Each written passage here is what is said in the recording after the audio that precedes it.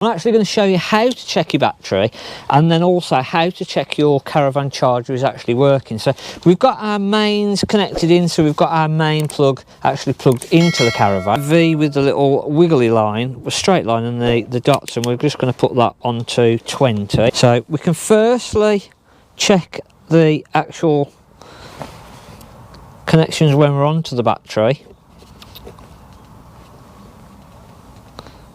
And we're just under 13 volts.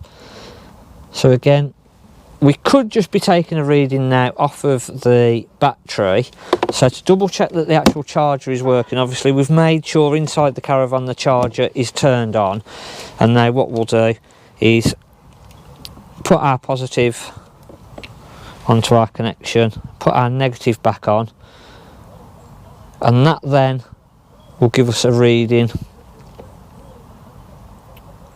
of just what the actual charger is putting out, which, if I can get the connection a little bit better, there we go.